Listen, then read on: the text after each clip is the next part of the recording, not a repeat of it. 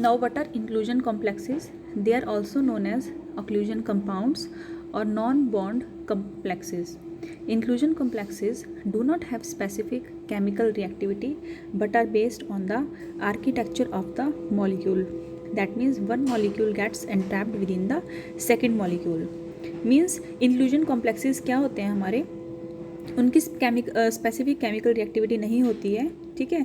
उसमें क्या होता है, एक मॉलिक्यूल क्या है, एंट्रैप करता है दूसरे मॉलिक्यूल्स में, ठीक है. इसे हम नो बॉन्ड कम्प्लेक्सेस भी बोलते हैं और ऑक्लूजन कंपाउंड्स भी बोलते हैं, क्योंकि इसमें क्या होता है कि इसमें कोई भी एडहेसिव फोर्सेस नहीं होते हैं डिफरेंट कॉन्स्टिट्यूएंट मॉलिक्यूल्स में, इसलिए इसको हम नो बॉन्ड कम्प्लेक्सेस भी बोलते हैं. इसमें सब टाइप आता है आपका channel lattice type. Molecule crystallizes in the form of long chains forming hollow chain like structure and other molecules get entrapped into the channel like structure. इसमें क्या होता है कि जो मॉलिक्यूल होता है वो लॉन्ग चेन की फॉर्म में क्रिस्टलाइज हो जाता है, उसमें क्या है एक हॉलो चेन लाइक स्ट्रक्चर बन जाता है. तो जो अदर मॉलिक्यूल्स हैं उस हॉलो चेन लाइक स्ट्रक्चर्स में एंट्रैप हो जाते हैं, ठीक है, उस चैनल में एंट्रैप हो जाते हैं. फॉर एग्जांपल ये आपका डायग्राम है, इसमें आप देख सकते हो एक लॉन्ग चेन लाइक स्ट्रक्चर बन रहा है मॉलिक्यूल का. तो उसमें क्या है, जो गेस्ट मॉलिक्यूल है वो उसमें एंट्रैप हो रहा है, तो इसे हम बोलते हैं चैनल लैटिस टाइप. एग्जाम्पल है urea crystallises to hollow structure and methyl alpha lipoate fits in urea molecule. Applications हैं इसकी in the separation of petroleum products and separation of optical isomers and analysis of dermatological creams, ठीक है. तो जो petroleum products होते हैं उनकी separation के लिए हम channel lattice type complexes use करते हैं, ठीक है. जो ऑप्टिकल आइसोमर्स होते हैं उनको सेपरेट करने के लिए हम चैनल टाइप कॉम्प्लेक्सेस बनाते हैं, या फिर जो डर्मेटोलॉजिकल क्रीम्स होती हैं, स्किन प्रिपरेशंस होती हैं, उसकी एनालिसिस करने के लिए हम इस टाइप को यूज़ करते हैं. सेकेंड है आपका layer type complexes. In layer type of complexes one layer gets sandwiched between two parallel layers of host molecules. इसमें क्या होता है कि जो होस्ट मॉलिक्यूल होता है उसकी पैरेलल लेयर्स होती हैं, ठीक है, उसकी पैरेलल लेयर्स होती हैं. तो उसमें क्या होता है कि जो अदर मॉलिक्यूल्स है, गेस्ट मॉलिक्यूल है, वो उसमें एंट्रैप हो जाता है, सैंडविच्ड हो जाता है टू लेयर्स के बीच में, ठीक है. जैसे डायग्राम में आप देख सकते हो, ये आपका होस्ट मॉलिक्यूल्स हैं, उसकी पैरेलल लेयर्स है, ब्लैक लाइंस हैं जो, ठीक है. जो गेस्ट आपका मॉलिक्यूल है वो रेड कलर से इंडिकेट हो रहा है इसमें, ठीक है, वो इस दोनों लेयर्स में अपने आप को एंट्रैप कर रहा है, ठीक है. एग्जाम्पल है इसका क्लेज.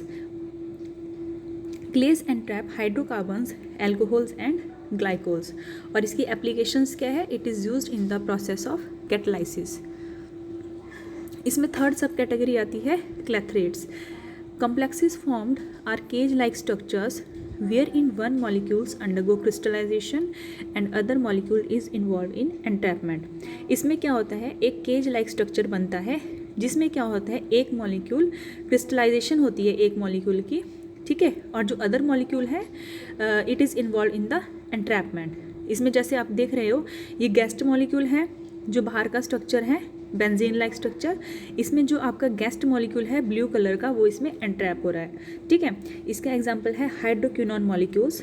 Hydroquinone molecules form a small hole within it and the guest molecules undergo rearrangement and entraps within it. Applications है इसकी storage of gases, toxic compounds और वोलेटाइल सब्सटेंसेस. तो जो आपके गैसेज होती हैं, टॉक्सिक कंपाउंड्स होते हैं, वोलेटाइल सब्सटेंसेस होते हैं, उनकी स्टोरेज के लिए हम क्लैथरेट कॉम्प्लेक्सेस फॉर्म करते हैं. इसकी फोर्थ सब कैटेगरी है मोनोमॉलिकुलर कॉम्प्लेक्सेस. मोनोमॉलिकुलर इंक्लूजन कंपाउंड्स होते हैं ये, ठीक है. It involves entrapment of single guest molecule in the cavity of host molecule.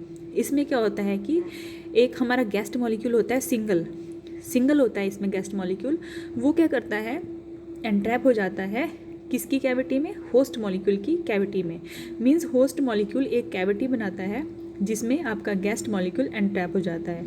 इसे हम मोनोमॉलिकुलर इंक्लूजन कॉम्प्लेक्स भी बोलते हैं. इसका एग्जांपल है साइक्लोडेक्स्ट्रीन्स, अल्फा, बीटा एंड गामा. जैसे ये डायग्राम है इसका, ठीक है. इसमें आप देख सकते हो कैसे गेस्ट मॉलिक्यूल है वो एंट्रैप हो रहा है in the cavity of the host molecules. इसकी एप्लीकेशंस कहाँ पे होती हैं, to enhance the solubility, dissolution rate and stability of the drugs. Next topic है हमारा एनालिसिस ऑफ द कॉम्प्लेक्सेस। अब जो हमने कॉम्प्लेक्स फॉर्म किए हैं उसकी एनालिसिस के कौन कौन से मेथड है, किस किस मेथड से हम कॉम्प्लेक्सेस को एनालाइज कर सकते हैं। तो हमारे पास है 4 methods.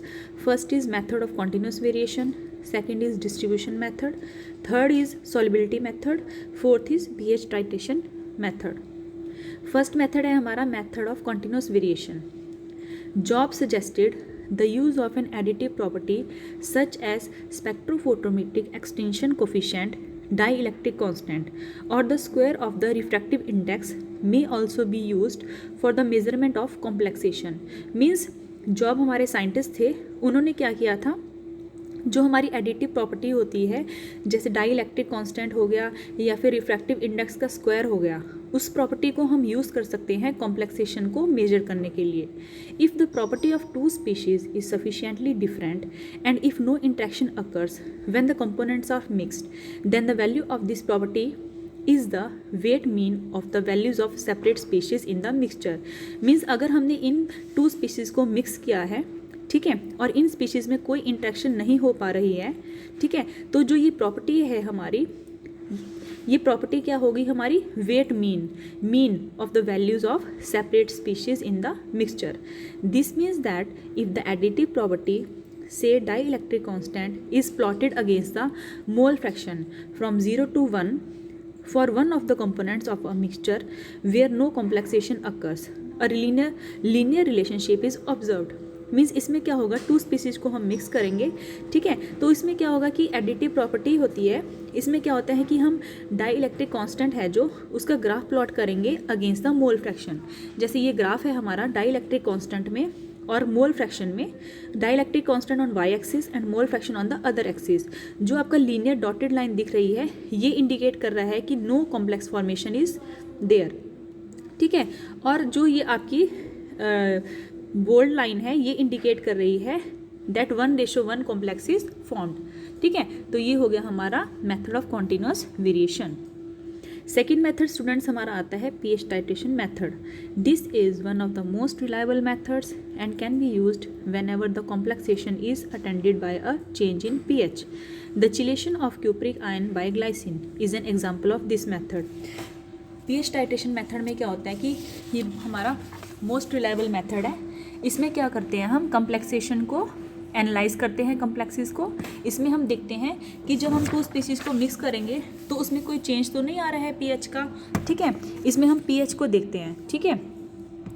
The complexation of cupric ion and glycine to give copper glycine complex. जैसे आप देख रहे हो, ठीक है, ये जो रिएक्शन है इसमें क्या हो रहा है, 2 प्रोटॉन्स फॉर्म हो रहे हैं, ठीक है, 2 protons are form during the reaction.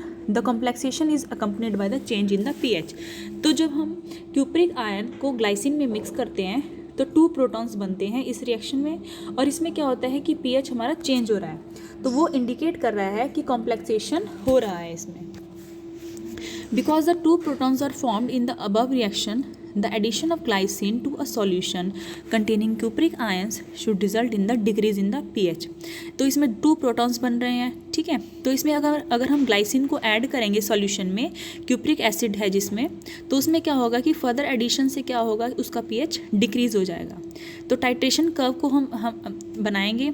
इस टाइट्रेशन कर्व में क्या होगा कि इसमें हम स्ट्रॉन्ग बेस को ऐड करेंगे to a solution of glycine and to another solution containing glycine and copper salt, और हम plot graph करेंगे, plot of pH against the equivalents of base added। The curve of the metal glycine mixtures is well below that for the glycine alone, and the decrease in pH shows that complexation is occurring throughout most of the neutralization range।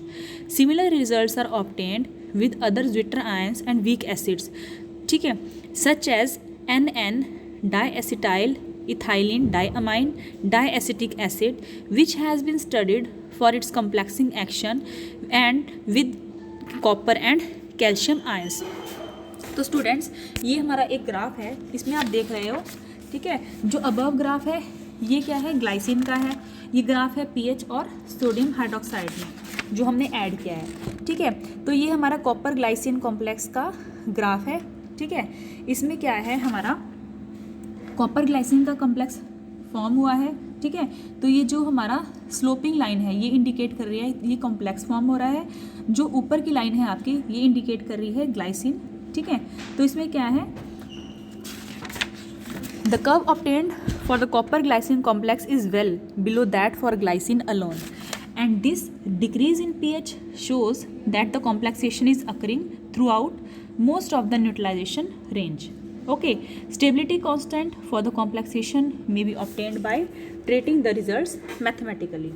तो stability constant की value हम इसमें से निकाल सकते हैं। Next method है हमारा distribution method. The distribution behavior of a solute between two immiscible liquids is expressed by the distribution coefficient और partition coefficient. Partition coefficient क्या होता है हमारा, डिस्ट्रीब्यूशन होती है, एक सॉल्यूट अपने आप को दो इमिसिबल लिक्विड्स में डिस्ट्रीब्यूट करता है, तो उसको हम एक्सप्रेस करते हैं बाय द डिस्ट्रीब्यूशन कोफिशिएंट, ठीक है। When a solute complexes with an added substances the solute distribution pattern changes depending upon the nature of the complex. जब हम solute जो हमारा complex है वो बनता है हमारा एडिड सब्सटेंस के साथ, तो जो हमारा सॉल्यूट का डिस्ट्रीब्यूशन पैटर्न है वो चेंज होता है, डिपेंड करता है वो कॉम्प्लेक्स किस नेचर का है। A set of such experiments provide data for the estimation of the complex equilibrium stability, ठीक है। तो इसमें क्या होता है कि जो मेथड है डिस्ट्रीब्यूटिंग का of the solute between two immiscible solvents can be use to determine the stability constant. इसमें हम स्टेबिलिटी कांस्टेंट या फिर डिस्ट्रीब्यूशन कोएफिशिएंट की वैल्यू निकाल सकते हैं, ठीक है। तो ये है हमारा डिस्ट्रीब्यूशन मेथड, ठीक है, जिसको हम यूज़ करते हैं to study the complexation of caffeine, polyvinyl pyrrolidine, polyethylene glycols with a number of acidic drugs such as benzoic acid, salicylic acid, acetyl salicylic acid. तो इस मेथड से हम क्या है एनालाइज कर सकते हैं, स्टडी कर सकते हैं कॉम्प्लेक्सेस को, ठीक है, डिफरेंट ड्रग्स के। नेक्स्ट आता है हमारा last method that is solubility method. Different concentration of a complexing agent in aqueous vehicle are taken in well stopped containers. Means इसमें क्या करते हैं, कॉम्प्लेक्सिंग एजेंट लेते हैं, उसकी डिफरेंट कंसनट्रेशंस बनाते हैं एक्वस व्हीकल में, ठीक है। एक्वस सॉल्वेंट में हम उसकी डिफरेंट कंसनट्रेशंस बनाते हैं और उनको फिल करते हैं वेल स्टॉपर्ड कंटेनर्स में, ठीक है। और हर कंटेनर में हम ड्रग को डाल देंगे, एक्सेसिव अमाउंट ऑफ ड्रग डालेंगे हर कंटेनर में, ठीक है। और जो ये हमारे कंटेनर्स होते हैं इसको हम प्लेस करेंगे कांस्टेंट टेम्परेचर बाथ पे। तब तक हम इसको टेम्परेचर कांस्टेंट बाथ पे रखेंगे जब तक हमारा इक्विलिब्रियम नहीं आ जाता, ठीक है। और उसको एजिटेट करते रहेंगे, स्टर करते रहेंगे, ठीक है। Then a liquid portion of the supernatant liquid are removed, ठीक है, analyse for concentration of drug in solution. फिर क्या है, हम एक ग्राफ प्लॉट करते हैं, ठीक है। Solubility of drug at different molar concentration of complexing agent are plotted against the molar concentration of complexing agent. ये वाई एक्सिस पे आता है हमारा molar concentration of drug and X axis पे आता है हमारा molar concentration of complexing agent. तो इसमें हम एक ग्राफ प्लॉट करते हैं, ठीक है। तो इसमें क्या है हमारा, सबसे पहले आती है हमारी इंक्रीज होता है ग्राफ में, जो इंक्रीज हो रहा है ग्राफ में, ठीक है, ए पॉइंट तक solubility of drug increases as the complexing agent is added due to the formation of soluble complex. सबसे पहले क्या होता है हमारा, ड्रग की जो हमारी solubility है वो इंक्रीज़ करेगी जब हम उसमें कॉम्प्लेक्सिंग एजेंट डालेंगे। वो क्यों इंक्रीज़ करेंगी, क्योंकि उसमें soluble complex फॉर्म हो रहा है, ठीक है। उसके बाद क्या है हमारा S से A तक इंडिकेट कर रहा है, ठीक है। उसके बाद हमारा जो A पॉइंट है उसमें सैचुरेशन आ जाती है, मींस अगर हम कॉम्प्लेक्स को ड्रग में ऐड करेंगे, ठीक है, तो उसमें फर्दर इंक्रीज नहीं हो रहा है, ठीक है। सैचुरेशन पॉइंट है हमारा ए, एस से लेके ए तक इंक्रीज कर रही है सॉल्युबिलिटी, ए पे जाके हमारी सैचुरेशन आ रही है, ठीक है। As a further continued addition of complexing agent the complex continues to form and precipitates from the already saturated solution. अगर हम इसमें और कॉम्प्लेक्सिंग एजेंट भी डालते हैं तो जो हमारा कॉम्प्लेक्स है वो बनता रहेगा और वो प्रिसिपिटेट हो जाएगा from the already saturated solution. तो हमारा आएगा पॉइंट बी। पॉइंट बी में क्या है, हमने एक्सेस हमारी जो ड्रग है वो कन्वर्ट करी है कॉम्प्लेक्स में, means excess drug has been used for the complexation, ठीक है। तो उसके बाद क्या होगा हमारा, इसमें जो हम अमाउंट है कॉम्प्लेक्सिंग एजेंट का उसको निकाल सकते हैं by using the formula amount of complexing agent is equal to moles of drug in complex upon of moles of complexing agent in complex. ठीक है, अगर हमारा क्या है, इसको फॉर्मूला दे सकते हैं D + C is equal to DC.